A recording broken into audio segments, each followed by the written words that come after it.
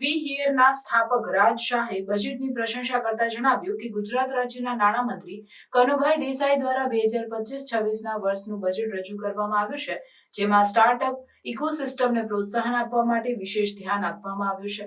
આ બજેટમાં સ્ટાર્ટઅપ્સ માટે વિવિધ સહાય અને પ્રોત્સાહનોની જાહેરાત કરવામાં આવી છે, જેનાથી રાજ્યમાં નવીનતા અને ઉદ્યોગ સાહસિકતાને વેગ મળશે. મારું નામ રાજ છે અને હું વી હિયર સ્ટાર્ટઅપનો ફાઉન્ડર છું.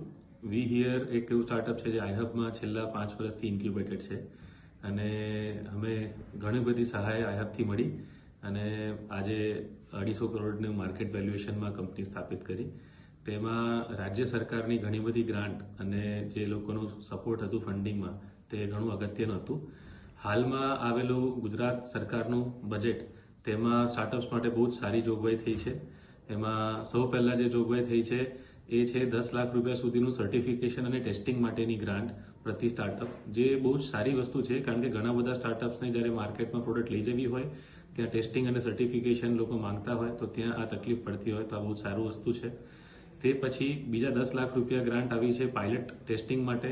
ઘણા બધા ઇન્સ્ટિટ્યૂટ્સને ઘણી બધી કંપનીઓ સ્ટાર્ટઅપ્સ પાસે પાયલટ ટેસ્ટિંગ માટે પ્રોડક્ટ્સ માંગતા હોય પણ તે વખતે સ્ટાર્ટઅપ્સ પાસે એના માટે ફંડ નથી હોતું, તો તેના માટે આ ગ્રાન્ટ બહુ અગત્યની છે.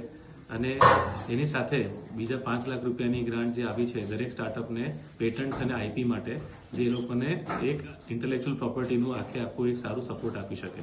તે માટે આ ગ્રાન્ટ્સ બહુ જ સારું છે અને બધા સ્ટાર્ટઅપ્સે એનો લાભ લેવો જોઈએ.